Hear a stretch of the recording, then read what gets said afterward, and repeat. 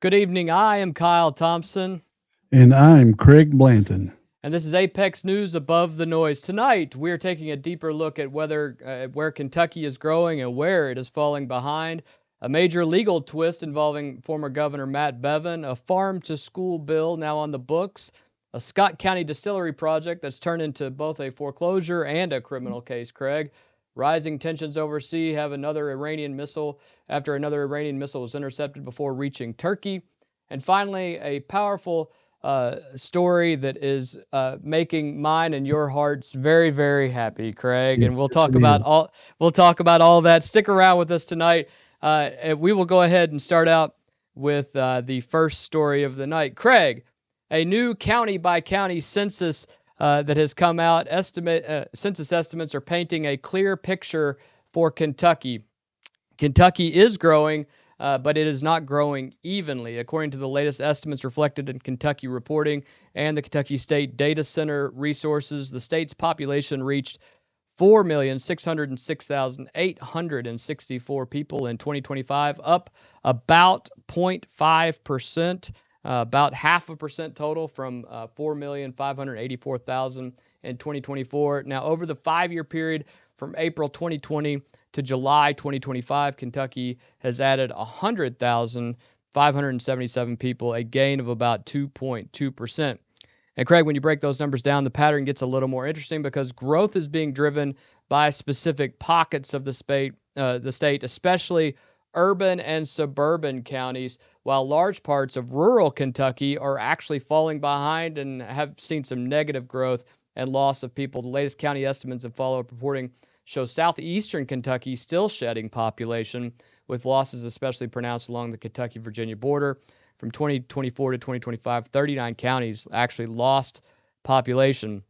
Some of the sharpest losses were in western Kentucky, where in Union County they had the biggest percentage loss. But how does this affect us, Craig? Well, I think it's important, first of all, to look at the growth rate over the last 5 years in central Kentucky. And in those areas that we, as members of the Franklin County community, how we stack up against those other communities around us, because those are the communities we are competing with for jobs.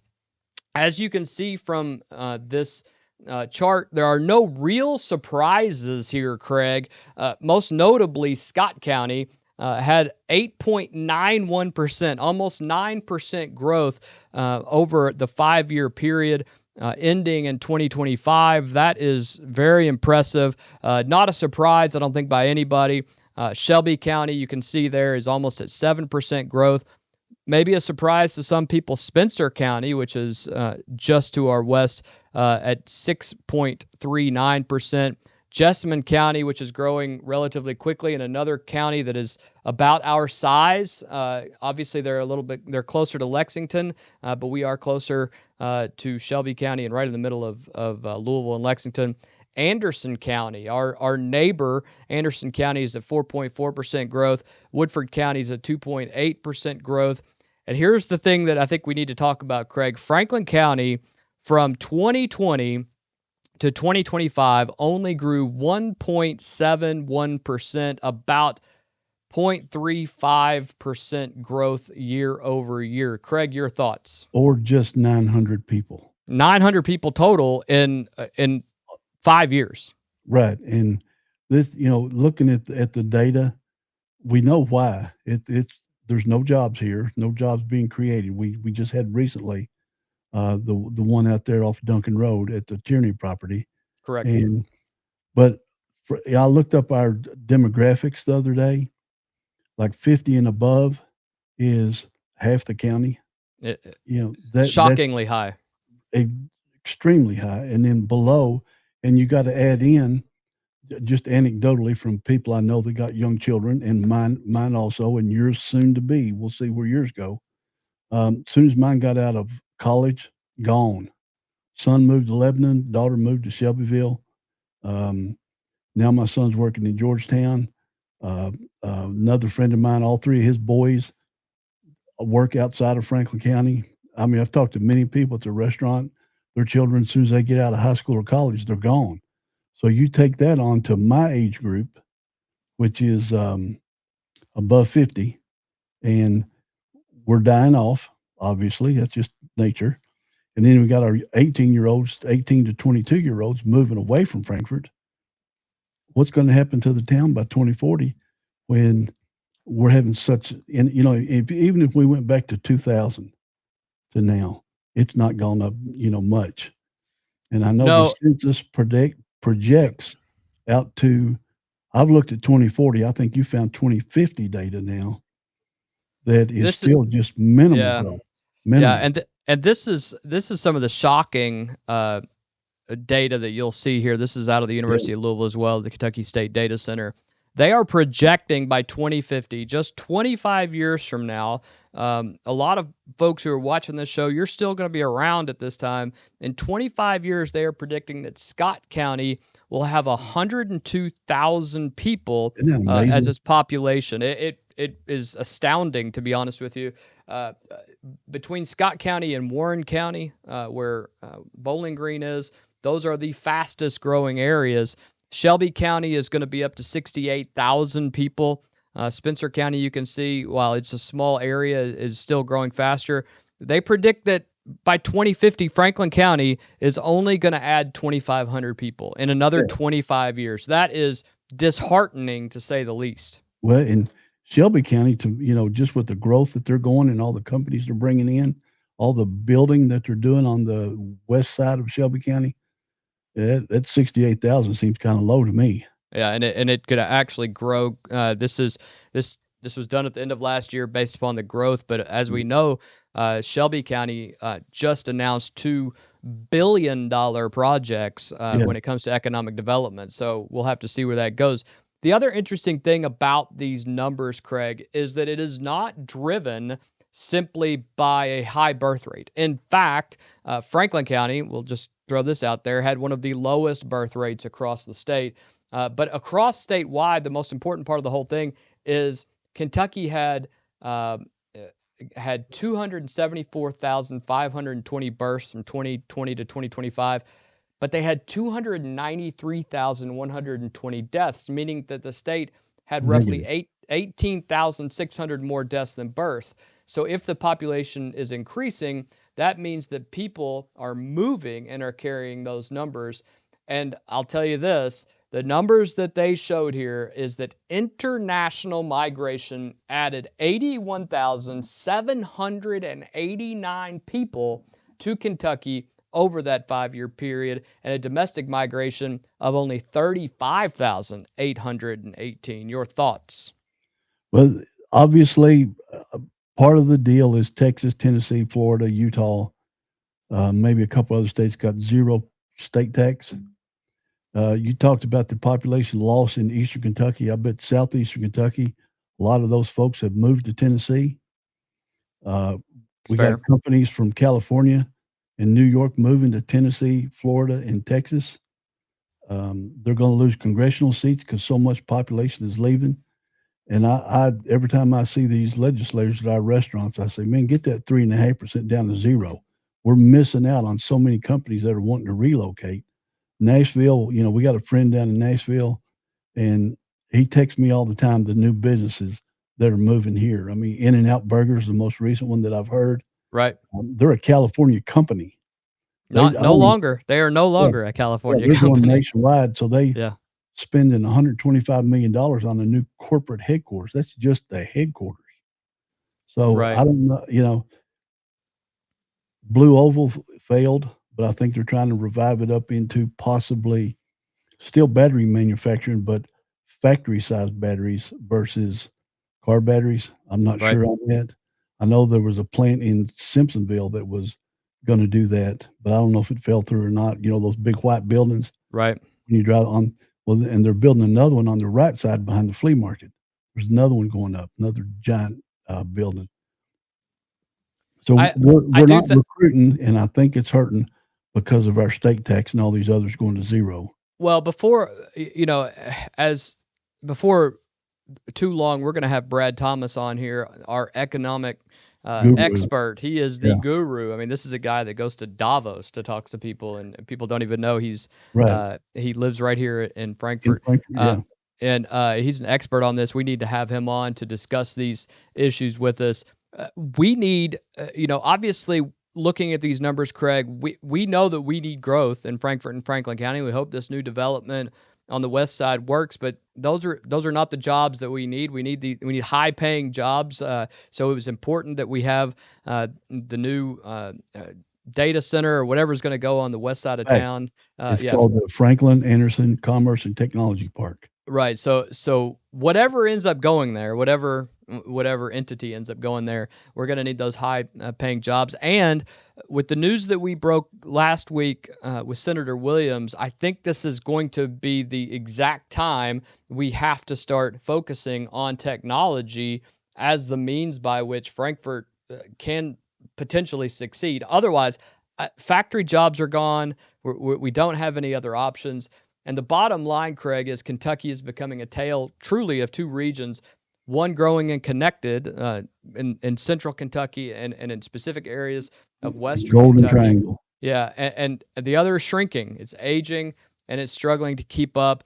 Impoverished areas we're going to see those impoverished areas continue to be impoverished. And for communities right here in central Kentucky, this matters because population trends shape everything from economic development and housing demands to workforce And availability. speaking on that, with KSU going to the Polytechnics thing, I'm on one of their email mailing lists, and people were asking on my page and on your page, what's going to happen to the students that are there. So I'll read the "Let me be clear" part. It says, "No current student will be forced to transfer. All current majors will continue for enrolled students.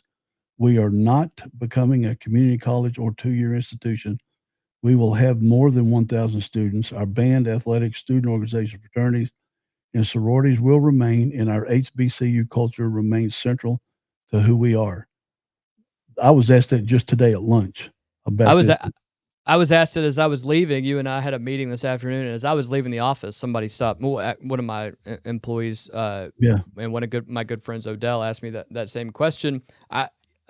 What I have offered to everyone who has said this is it's better than what the alternative was, what Senator McDaniels and others, What was which the was alternative? closing, Yeah.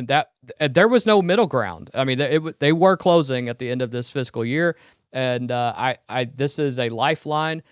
Is it perfect? I don't know, but at least it's a lifeline at this point, and we will have to see what happens there. We are going to move on to the second story, another update to a story we did last week. Now a major legal follow-up involving former Governor Matt Bevin. Last week, a judge issued an arrest warrant tied to a dispute over financial records in his divorce, where his adopted son had actually asked to intervene, and they had asked for some financial records. Now the Kentucky Court of Appeals has ordered that warrant to be recalled. So the question is, what changed? Well, Bevin filed and his attorneys filed a motion to disqualify the judge just prior to her issuing the bench warrant, and under Kentucky law, that essentially puts a pause on everything in the case. When a judge's impartiality is challenged, everything pauses it. It's about fairness, not necessarily the outcome. So at this particular point, the Court of Appeals has ordered that be withdrawn. I will tell you, however, though, on the AP wire late this afternoon, I did see it come across that bench warrant was still active. So what that means for where we are at this point, it doesn't appear that former Governor Bevin and his team have complied with the judge's orders and provided all the documentation, and we will have to see where things go from there. Any thoughts on that? So you're saying the 6 months or 6 months in a pokey or $500 fine are still active? Still active as of right now. Okay. And the son, I think the adopted son, is 21, and the reason he's involved that I've read, you might have had more legal stuff, was that he's seeking financial support at 21, He is. which that kind of confuses me. It Why a it it 21-year-old?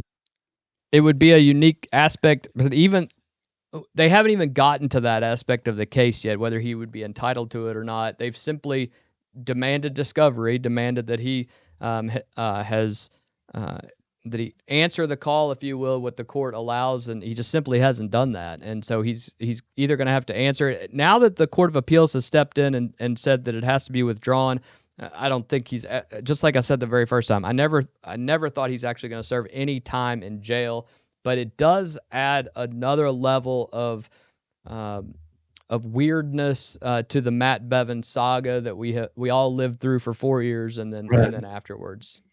Yeah, it's interesting. This is one of those we call it page 6 on the New York Times or Yeah, TMZ out in California. absolutely. Because it's a divorce, you got children involved, you got money. I looked up Bevin's net worth. I think it's around estimated $10 million or something. And they're trying to get those financial records so for spousal and child support, plus the 21-year-old seeking support for himself. Yeah. It's going to be interesting to see. I'm shocked that it's gotten this far, and perhaps his attorneys may be right. We'll have to see what the Court of Appeals comes up with, whether there was some type of bias and the judge needed to be removed anyway. But we haven't gotten there yet. We will move on to it. Follow it. What's that? Oh yeah, it's definitely worth following. It's good news. Yeah. This is like a reality show, but it just involves former governors and people that a lot of people in Frankfurt know. Yeah, and I think the dichotomy of all this is that you will see this playing out over the next year while our current governor is running for the highest office in the land, and so possibly president, which will be its own reality show in and of itself. So we'll have national media here, I would think. Oh, absolutely. Parked outside the mansion, parked outside of the Capitol, if they can get there, depending on construction. Well, as we said in the very first discussion about this a few days ago, we are going to be ground zero for from now on all the way through 2028 for a number of reasons, not the least of which is the the decision-making desk with regard to our own leadership. Jamie Comer, who is Representative Jamie Comer, who is our representative and our neighbor, he's he is local. You have Governor Beshear, who's going to be running, and Jamie gets mentioned all the time. Representative Comer gets mentioned all the time about running for governor. We have our current governor who lives here, who was born and raised here. Well, he was raised here. He wasn't born here. Right. Who is going to be running for president. You have the Thomas Massey race up in northern Kentucky. I'm telling you, Kentucky is going to be ground zero for a lot of national politics over the next couple of years. And I mean, it should be quite interesting to say the least.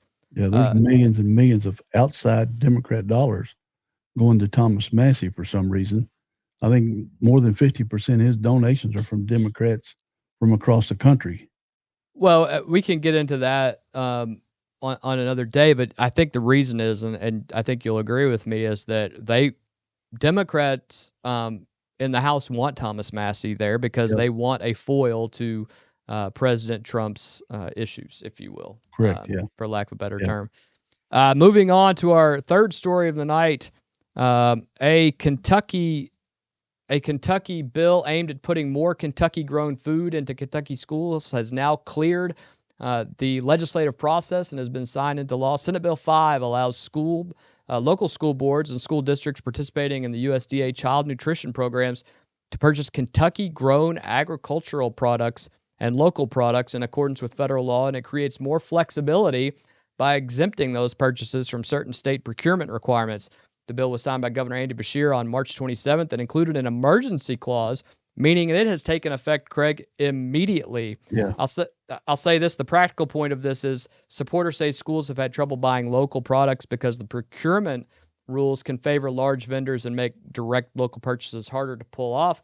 According to the Kentucky Department of Agriculture, the measure gives school districts greater flexibility to buy Kentucky-grown farm products while still requiring compliance with federal and local rules. So do you think, I'm not real familiar with this, will this help farms that currently exist grow larger, growing more crops possibly?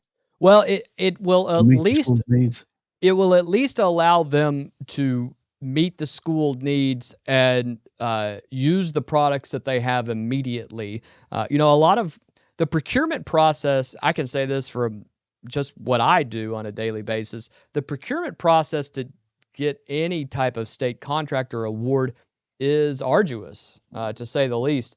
So I am positive that most local farmers just never even attempted, or if they did, they threw their hands up because of the process. The reality, however, is that everyone says that buying local means that it's fresher. We know that. You run a restaurant, you know that Right. if it gets to you faster, it's fresher. It's healthier for the students. We all remember the squares of pizza that we would have with corn and the roll. While those are great memories, it wasn't necessarily the best food options for us. But it was good at the time. It was good at the time, I'll tell you that much. And what this isn't is this is not a situation where what we had with uh, former First Lady Obama and her meals plan. This is actually just allowing your fresh greens and meats and dairies to be able to get to these local schools, and that's a pretty good thing, I would imagine. You mentioned earlier that Jennifer Cantner and others say that they watch the show. If you are, hey, thanks for watching us. But in reality, it's hard for these local school boards. You know, they have budgetary concerns, and they'd love to be able to buy local because it's probably a better price anyway. And I think Yeah, I don't that's know. probably a good I don't thing. know about that Well, because yeah, but we do know that it's better for the kids, and right. that's the most important thing. The Department of Agriculture says that competitive bid requirements can be lifted for districts seeking to award food purchases below $350,000 as long as the purchases involve, quote, Kentucky grown agricultural products and the schools are participating in the USDA Child Nutrition Program. The state's pitch is that this creates a fairer shot for Kentucky farmers to compete with larger suppliers. That's an upside, more local demand for Kentucky farmers, more Kentucky raised or Kentucky grown products in school cafeterias. That has got to be a good thing. They've got there's a lot of schools. I mean, what do we got in Franklin County? 11 county Yeah, schools, 2 city schools. right, That's right. gonna be a lot of product if they try to grow local. I mean, people are gonna have to start ramping it up. Yeah. The bottom line, they say, is that Senate Bill 5, now that it has become law, is aimed at keeping more Kentucky food in Kentucky schools and giving local farmers a better chance to compete. But whether it becomes a real nutrition and agricultural success story now depends on implementation. That's where the rubber hits the road a lot of times with a lot of our legislation. What It could happens help. from here? It could help. It could, and will it actually change what kids eat? I don't know, but if you give the opportunity for schools to buy local, I think it can Yeah, be a it'll good help thing. on the schools. It's just whether the children will eat it. We saw under the It's Michelle true. Obama program, all the photos from across the country, students wouldn't eat nothing. They just dump it in the trash can Yeah, absolutely and, is. and go home and complain to their parents that they were hungry, but they had good food. It looked good, and it was certainly healthy. Might Right. not have much flavor, but and that's the whole key to food is flavor. And so hopefully we don't have those issues with this. Yeah, it's interesting having school age kids. I had some of my kids, they would eat every meal at school and everything that the school offered. I have other kids who are very picky, and they I don't it doesn't matter if it's farm fresh or if it was provided from McDonald's. I don't know that they would necessarily eat it. So I don't know Right. what the benefit is, but I hope that this allows smaller farms to compete, and I hope that offering it at available prices and good prices helps Yeah, local school and boards. it'll diversify the crops. Absolutely. We'll get away from corn and soybeans or increase things besides corn and soybeans that, a lot of our corn in West Kentucky goes to ethanol plants and soybeans go, I don't know where soybeans go, but, you see those on all the farms around here is corn and soybeans. Right. Maybe we'll start seeing some lettuce and carrots and spinach and stuff like that. Entirely Maybe. possible. I don't know. Yeah, we'll have to check with the local school board later this year to see if it's been implemented. And you guys reach out to us. Let us know how it's going. Let us know your thoughts. Very interested to know your ideas. Moving on to our next story. A proposed Scott County distillery project, Craig, has already become a financial and legal mess and has now taken an even more serious turn. LEX 18 is reporting that a Fayette County grand jury has indicted Darren Dillow on one count of theft by deception after prosecutors allege this is a wild story. This is. He used his neighbor's farm equipment and cattle as collateral to obtain a $100,000 loan. Dillow operates Limestone Farm Distillery, now called LF Heritage Distilling Company, in Scott County. According to the indictment described by LEX 18, Dillow allegedly obtained the money in August 2024 by intentionally creating or reinforcing the false impression that he owned property being offered as collateral when in fact he did not own it. And that allegation matters because there is no longer just a story about a business project potentially collapsing, which, by the way, that project has gone into bankruptcy, and there's been all sorts of debts, up to $2 million in debts at this point of unpaid bills, and it's now a criminal allegation of deception tied to how money was secured. Criminal case lands right on top of the civil and financial problems unraveling already surrounding the distillery. LAX 18 also reported that earlier in the same week, a Scott County judge ordered the foreclosure and sale of the business. So this project is now tied to both a court-ordered sale and a felony theft case, Craig. They didn't say what bank loaned them the money. It doesn't. Yeah, say it doesn't that loan say. officer's toast. Well, some of our friends who are loan officers watching this, I'm sure they are nervous just hearing this story. It can't be good for anybody involved. No due diligence on their part. When we talked earlier, how do you scam a bank into saying I own my neighbor's farm? Is there collusion? Will it come out? Is there collusion at their local clerk's office? Were papers doctored? Did the guy seeking a loan get some clerk papers and pass them off as fake? Because you can fake anything now. Yeah, you're absolutely right. Easily. I think the other thing you have to think about is things like farm equipment have serial numbers. So those serial numbers had to have been logged, and there had to be either liens or titles on maybe those snuck things. Over in a moonlit night. Yeah, and cows, on the other hand, I guess you could just say I have 100 brown cows, and somebody's going to have to go see you have 100 brown cows. But what a story! The other side of this story that I want to kind of touch on it because the news stories allude to this, but I think it's kind of important. And you tell me what your thoughts are, Craig. Well, go tell me what. Are we in the downturn of the bourbon market? They don't mention it in here, but to say that this project has $2 million in debts, and that got me thinking, a distillery project, we've seen dozens of these things over the last 10 years, and it seems like we know several people who have run these projects. Are we at a point now where bankers and financiers are kind of taking a step back going, let's kind of wait and see what's going on in the bourbon industry? Just the data I've seen is there is a leveling, not a decline yet, but it's a leveling of bourbon and alcohol production, wine and spirits. But it's on the craft distillery side, the $50 bottles and $100 bottles. Buffalo Trace, Jim Beam, they're not seeing any decline in sales. If anything, theirs are still going up. I think all the large distillers that have been around 100, 200 years, like Buffalo Trace, they're safe. See my Buffalo Trace Buffalo. Yeah. Oh, yeah, the Buffalo back there. Exactly. That could be a whole show on its own. Absolutely. But the Jim Beam and Buffalo Trace are fine from what I've talked about and what I've read. But it's the craft distilleries that you see filing bankruptcy all over the place. Those are the ones that some of them have never even sold a bottle of bourbon because it's still aging in the warehouse. Right. Oh, that's absolutely true.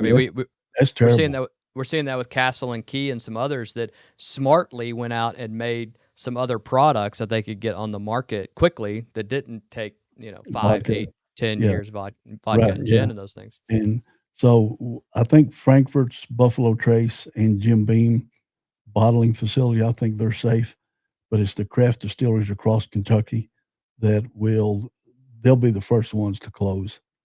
But but if you've read about bourbon, it goes in a 20-year cycle, It does. and you'll have the boom years, then you'll have the decline again.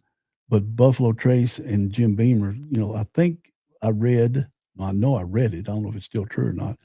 Jim Beam by volume sells more bourbon than anybody on the planet. And Buffalo Trace is the most awarded distillery. The Buffalo Trace in Frankfurt is the most awarded distillery on the entire planet. So that's two really big things to be proud of. Well, it is. And when you see Buffalo Trace and other Frankfurt products being highlighted on shows like Yellowstone. I don't know if you're a Yellowstone watcher, Yeah, yeah. but when they would have a big event, it was, oh, you're bringing out the Buffalo Trace, and that's kind of neat to see, especially what we see otherwise. Yeah, I'm watching Southland right now. Sorry to interrupt. Oh no. And they broke out a bottle of Blanton's bourbon the other day to celebrate something. Yeah. Well, it's pretty cool seeing our bourbon, Kentucky bourbon, on all these Hollywood TV shows. Yeah, and I do know that the bourbon industry, the Bourbon Trail, has added more stops this year. It makes you wonder about these small craft breweries that are out there, trying to make it. The human angle, I was just getting back to this story in general.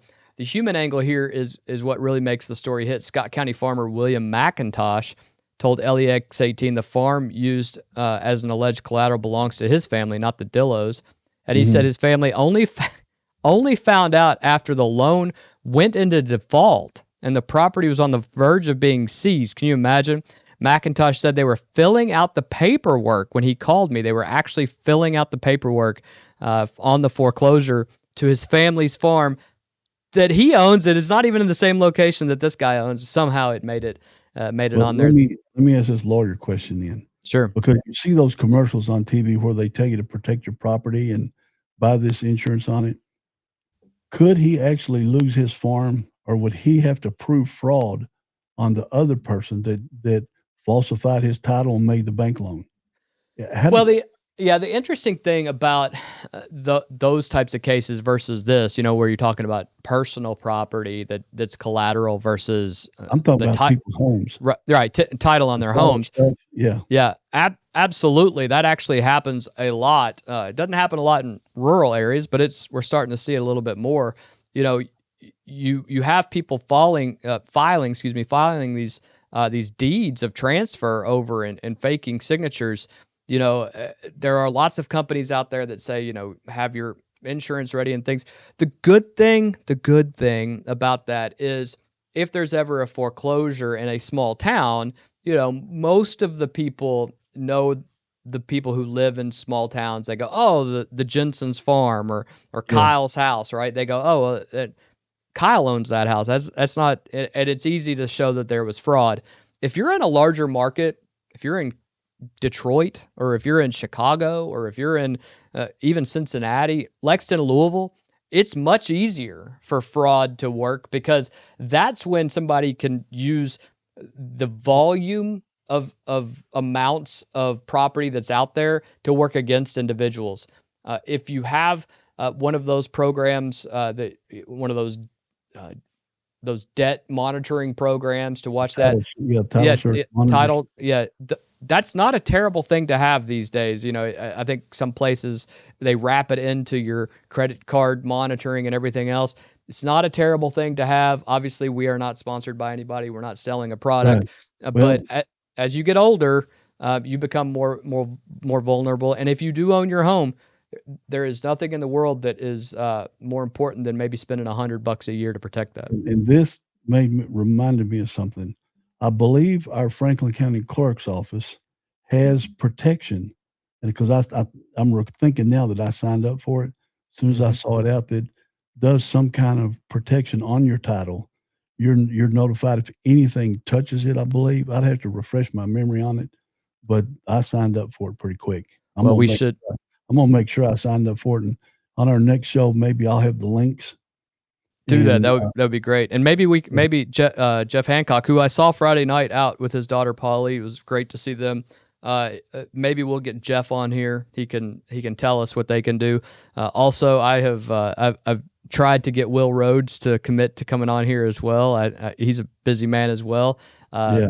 Love Will Rhodes. We'll try to get him on here as well. But he's our PVA. Right. But I think if you can get those links for it, that would be great for Yeah. everybody. I'll do that. Yeah. I'll find that stuff tonight. Okay, great. All right, moving on to an international story.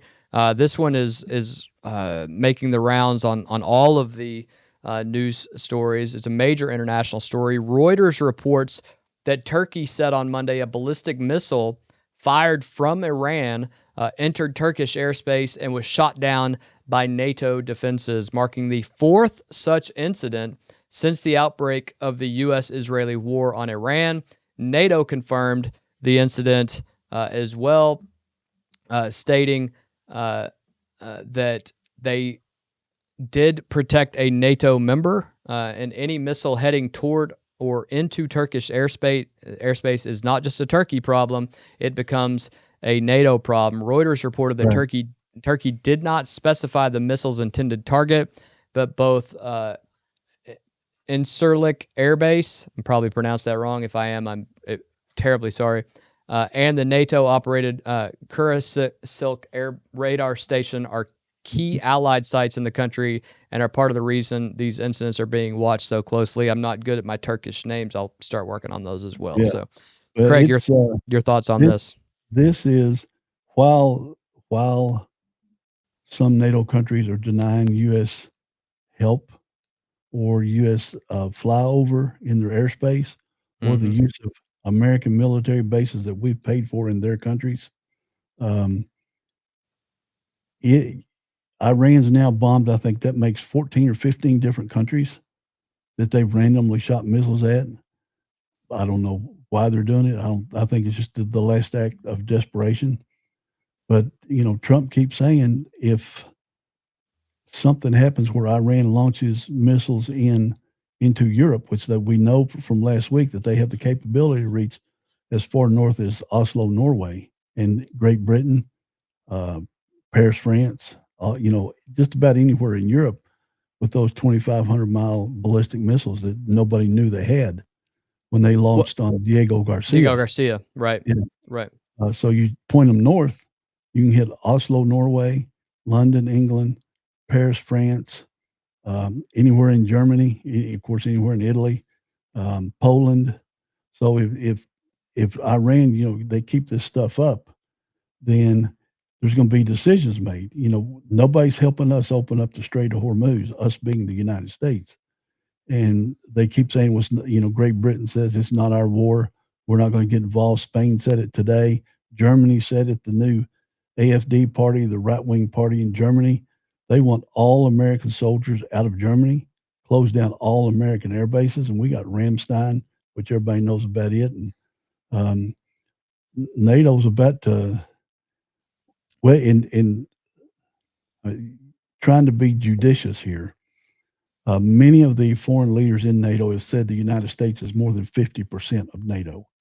We know we're 25% of their funding, but At least. more than 50% of their protection. And if we fall away, what are they going to do? Where you've got countries like Spain refuses to even hit their 2%, much less the 5% that many countries are doing. AfD party in Germany wants us out, so they got to build up their military defenses. And we know what's happened 2 times. Germany's built up their military defenses.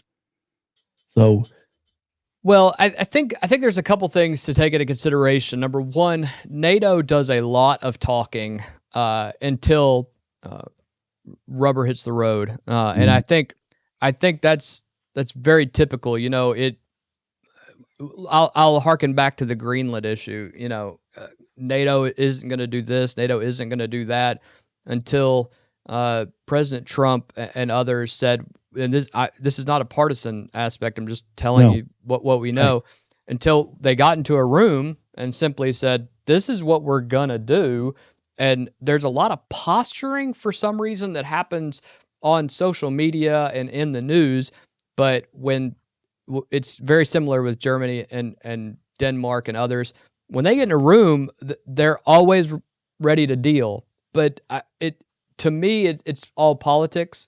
They are doing Hmm. this solely with the intent of making their people happy, but they know when they get into a room, they're going to Certain back. people. Yeah, certain Yeah. people are going to back down. You know, Turkey being fired upon and Cyprus being fired upon earlier. These are this is getting very, very close to European mainland. And while, you said, I don't know why Iran's doing this. I have a very clear idea why Iran's doing this. They're firing on everyone, saying, well, we're firing on you because Trump started this. And it's essentially, this is the Americans' fault that we're doing it. And they want it. They want the old Spider-Man thing, it's your Yeah. fault. It's your fault. And I genuinely think that to be true. But we have always been a partner with NATO and European alliances since 1945. It's imperative that we stick together right now. We've been partners, but they haven't. They They have haven't not. until Trump won. I don't think any country had met their 2%, not a single one. Before Trump 1 was over, they had all hit it except Spain. And And then when Trump 2 comes along, they bump it up to 5. So they're all trying to ramp it up to 5. But from Trump 1 to Trump 2, they had an invasion from North Africa. They had right. millions of Muslims come up north. And I think Macron and Starmer in France and in England, they're trying to appease the masses. If they help Trump, they're afraid they'll get a revolt, especially in Paris. I mean, France is just about lost to Muslim control, but they're afraid that there's going to be an uprising and they'll have to deal with the war plus their own internal conflicts. Well, I think you're absolutely right, but I think that also goes into the ability to weigh all of the options and to balance those. And Europe is not doing a very good job of this. Look, the best thing to do is for everyone to put their equal share in. What you don't want to do is for no one to put their share in, and then certain countries, whether it's Germany or whether it's I'm just picking countries out there, whether it be Poland, whatever, and all of a sudden they're putting 40% of their total GDP towards building up their military. Well, then you're going to have a problem. The whole purpose that NATO was created was to create an alliance to protect all of Europe and North America if that were to happen. And one of the things that they talked about with this story earlier this month, Reuters reported that NATO Secretary General Mark Rutte said invoking Article 5 was, quote, not on the table. Article 5 being the article that says that if you attack Right. one NATO country, you attack all of them. After one of the earlier incidents. So that tells you that the alliance is trying to defend Turkey without triggering full-scale collective war language. Now, but here's the point. If a country is attacked, and you have an Article 5 that says if a country is attacked, you attack all of us by proxy, then at some point you're going to have the guts to actually invoke that. And if you Right. don't have the guts to invoke it, then the United States can't clean up your messes year in, year out, decade after decade. And that's exactly what's happening right here. We're protecting Europe from being attacked. And when Right. Europe wants to get on the same train with us and move that bus down the line so that we can protect everybody, then everybody's going to be okay. But this we're not going to do this because we don't think it would play politically great for us is only going to get people hurt and killed because you are not willing to protect others under Article 5 of the NATO treaty. And I don't know what else to do about that as an American.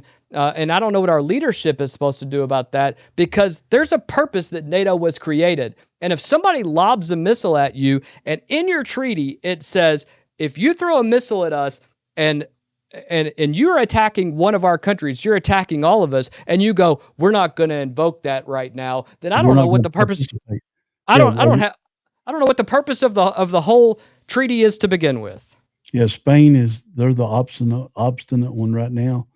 But, the Iran's launched missiles at Greece.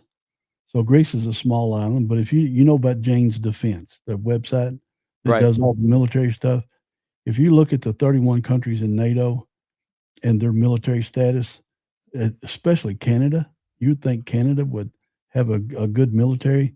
We protect Canada. Canada's military and their navy is horrible. I mean, we could Canada's send, military is the United States military. yeah, Period. we End could of send story. a It couple of is. Boy Scout troops to Canada or Norway or Denmark or any of the other smaller countries up there, and send the two Boy Scout troops with some BB guns, and we could take over the countries. Well, Mhm. and to Because and they have nothing. They have no navy, even though they're on the right. ocean. Canada's navy is a joke, and Well, they're on two sides of the ocean. and going back to Greenland, when NATO postured that, well, we'll send military personnel up to Greenland to Joke. protect it from a U.S. quote unquote invasion. I think they sent 9 people or something Right? ridiculous. Yeah. Might have been It was. 12, but They said it was a multinational force, and it was yeah, from about 5 with 12 countries, folks. totaling 10 or 15 people. And Yeah, Trump joked that, the way Denmark bolstered Greenland's defenses, they send an extra dog sled team over there. yeah. I mean, Well, there's 50,000 people in Greenland, but if if Europe doesn't want China to attack them, and Russia attack them on the other side, the America's got to be in Greenland. But well, it's interesting you say that, Craig, because I believe this is a testing ground. I believe Russia and I believe China are watching right now. Notice Iran's not throwing missiles at Poland, nope, right? nope. And they know better, I right? can't believe they did it at Turkey. Turkey's another one that you don't fool around with. Obviously they're a NATO member state. They're in that kind of Asia Minor area, as the map says. But really, this is a testing ground. They're pushing limits, and it's not just about Iran. This is about China. This is about Russia. This is about what North Korea is watching. All of these things are happening, and we if we don't stand together, arm in arm, to say we're going to protect Europe and the Western world from this radical idea of bombing everyone into submission, then if we're not going to do it, those countries are willing to take risks, because Russia does not see itself as European. They don't. They're not a Right. member of NATO. They want to push the limit they have with Ukraine, and they are watching right now. They're watching, and if we don't get it together as a total coalition, we're going to be in trouble. Well, And that's let me really throw sad for some numbers at you. For the beginning of the Ukraine war, the first 3 years, we're in year 4 now. Europe was buying all their natural gas and oil from Russia. So Europe was giving money to Russia to build weapons to attack Ukraine, which is, on the doorstep of NATO. There was three. Just a side note, there were 3 drones that went through NATO airspace last week, or maybe just last weekend. But let's look at the demographics. Russia has 300 million people. Europe, the NATO member countries, got 539 million. Russia's GDP is 1.7 trillion. Russia's is 15 times larger. I mean, Germany's is 15 times larger. Not Germany. NATO's GDP is 15 times larger than Russia's. Yet NATO is scared to death of Russia. If they wanted to put their stuff together, they could swoop in and take over Russia, because Russia's not really that big, 300 million people. Well, and Russia, That's that was the main reason that Russia was so concerned about Finland and Nordic states being active members of NATO. Right. Well, it's some agreement they had that NATO wouldn't advance to the east. Now, I think this was during the Soviet Union, when Ukraine was part of the Soviet Union. Now NATO has crept across and accepted more countries, and they got added 2 more to NATO. So was it last year through some emergency declaration? So Russia's, they're pissed because NATO broke the agreement. Now, it wasn't America that broke the agreement. It was NATO that broke the agreement, because NATO feels brave when you got the big dog standing behind you, the little chihuahua, and they got the big bulldog standing behind them. So, but now that Trump's asked for their help, he don't give a crap if he gets it now or not, against Iran, which every president from George Bush 41 to current has said, and presidential candidate has said, Iran is the terrorist country that sponsors every terror group on the planet, and we need to do something about it. But all they did was talk. And if you remember, Obama had the red line. Well, Russia took Croatia Crossed and it. Yeah. didn't do squat. Biden threw up so many. Kosovo. Uh, Yeah. they would kill Americans. We would kill some trucks. They would always Right. do a proportional response, frustrating so many people. And now Trump said, "The hell with the proportional. We're going to go take them all out." Period. He's fighting to win, where the previous presidents, Democrat and Republican, fought by headlines. They Yeah. were afraid they'd get some negative world press for something they did. Trump don't care because he's wanting to do what's right for America. Well, and I think that is where folks who are watching this who may not align politically with the right or with Yeah. President Trump, that their position is, but we don't want war. I agree. Nobody wants war. No, nobody wants war. But Look back it's through one of the human history. yeah. I mean, So we're a brutal race, and they're saying forever wars. They're throwing out all the political terms. It's been a month. It's been 31 days, yeah. and there's Well, talk of pulling out already. yeah. Well, let's hope that their cooler heads are going to prevail and that we can all work together on to something that we can all get behind and get excited about. And that is obviously local sports. In high school baseball, Friday night, Franklin County defeated Lexington Christian 8-5 here at Franklin County. Looking ahead to today's games, Lincoln County is traveling to the Franklin Christian Academy. Holy Cross is facing Frankfort High at Capitol View Park here shortly if you want to get out and watch that game. I think this is going to be the last decent weather we have for the next week, Craig. Yeah. And Montgomery County is taking on Franklin County up at FCHS. Tomorrow night in softball action, Frankfort High is playing a doubleheader at Danville, and Madison Central is taking on Franklin County at Sally Gaines Field. And if you go to the Franklin County game, your lucky ticket could be drawn to get a free 14-inch pepperoni pizza from Da Vinci's. That's all the reason to go to a game anyway. Yeah, so right, yeah. If you get a chance, go out there. They have a beautiful facility. They've got a great team out there too. So if you are an alumnus of Franklin County, or if you're just a supporter of the team, or if you got kids that go to Franklin County, go out there tomorrow night and watch that game. Simply because it's a good bunch of kids, and you might just win a free pizza. Boys, go ahead. Well, I was going to say while we're on baseball, baseball and softball, Jennifer Kentner told me today at the restaurant that it's an ironic thing.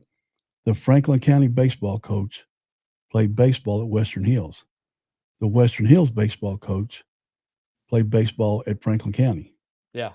So J.T. Riddle played at Western Hills, and I think it's Bubba Martin. It's Kevin Martin's son.